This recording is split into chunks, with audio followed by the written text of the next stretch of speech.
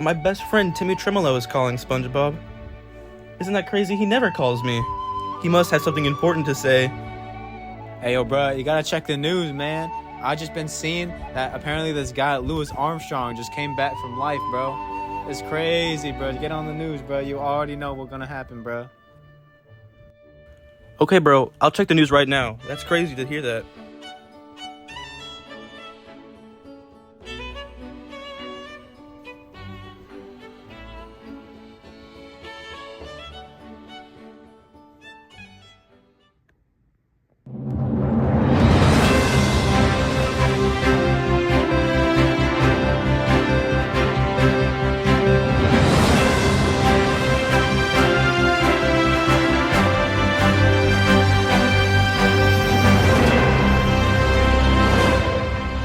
This just in. We have breaking news for you here today. World-renowned jazz musician who is famous in the Roaring Twenties known as Louis Armstrong has been spotted roaming the streets of Chicago. Is this just an instance of a doppelganger look-alike, or is the musician that has been dead for almost half a century roaming the streets once again? More about this story at 12. Multiple sightings of Louis Armstrong, the legendary jazz musician of the Roaring Twenties, has been reported. As you know, the Roaring Twenties was a decade of extreme prosperity that included jazz bands, flappers, and cultural renewal in the United States.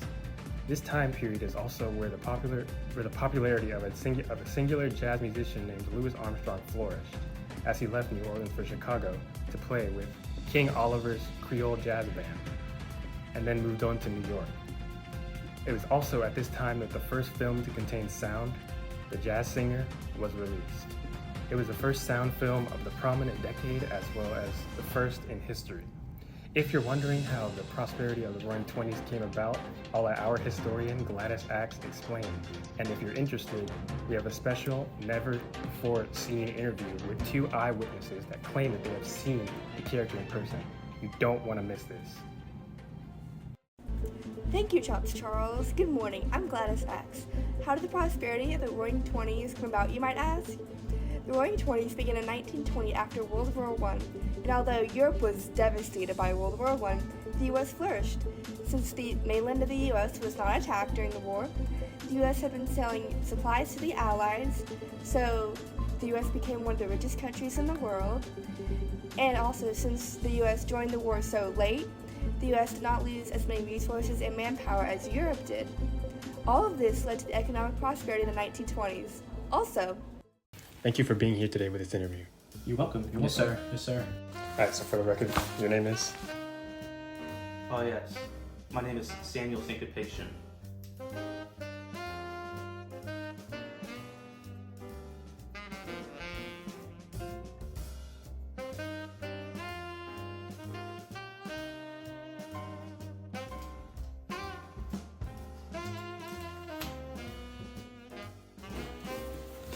And you? Larry Lick.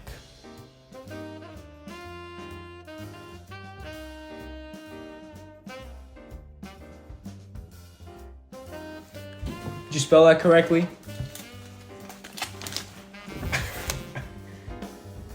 Oh my god! So, Mr. Samuel.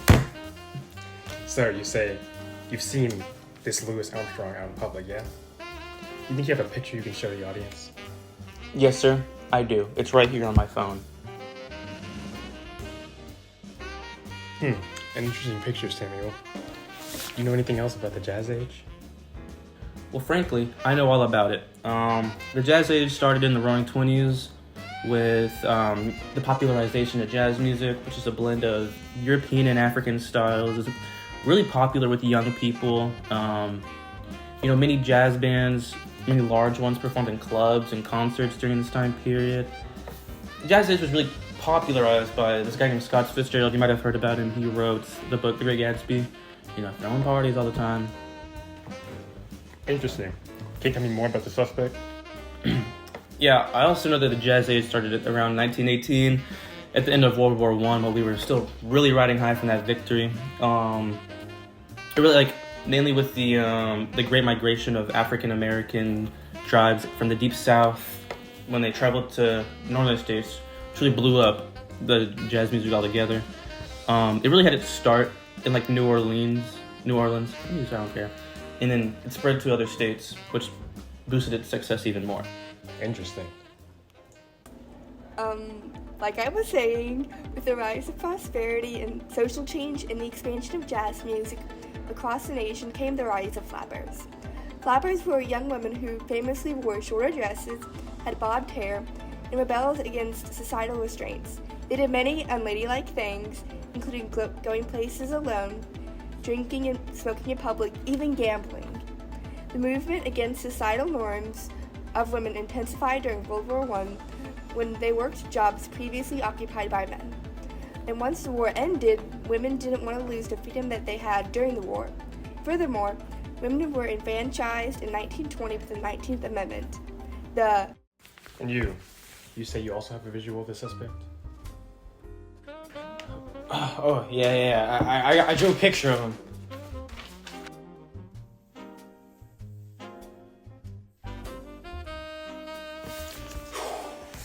Interesting.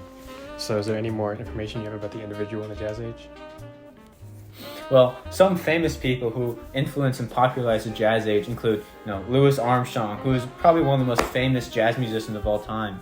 He had some homies like Duke Ellington, Ella Fitzgerald, Edward Kid Ory, Joseph King Oliver, and Eddie Lang. And some old people criticized jazz music because they thought the dances that went along with it and some of the lyrics and stuff were vulgar. But however, the invention of radios and the phonograph helped to spread jazz music around because people didn't have to go to a concert or club to listen to it. That's all interesting. But what more do you know about Louis Armstrong? Well, he played the trumpet and he loved to eat at Moe's and snack on Oreos. Oh, sorry guys. Interview's off.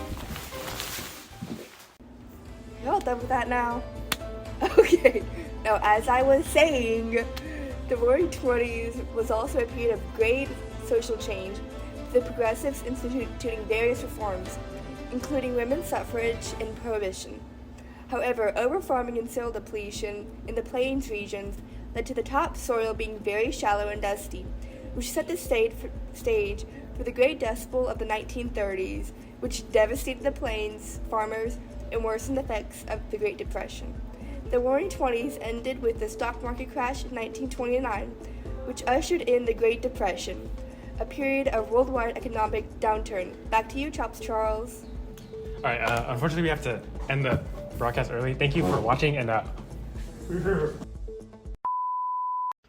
And then magically I got the magical idea to go to Moe's because I was hungry. So just envision it real quick of me turning the TV off and be like, wow, how insightful. I could really go for some Moe's right now. I'm super hungry. Just envision that. I'm so hungry I could walk there. Thank you.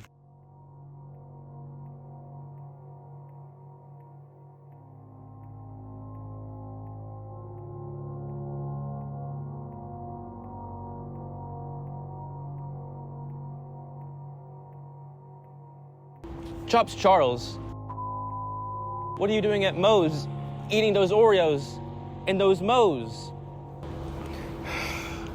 son, that's my stage name. No!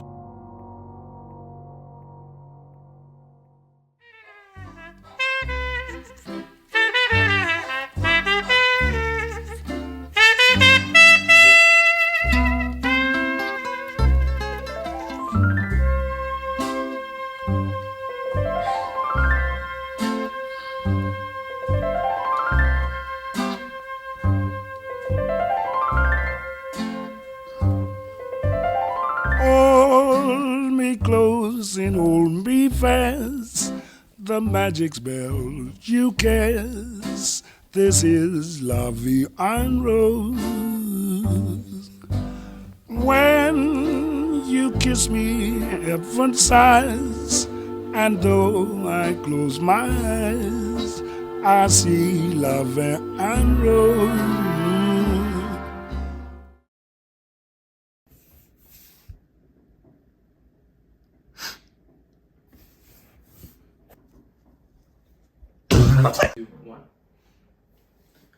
Did you spell that correctly?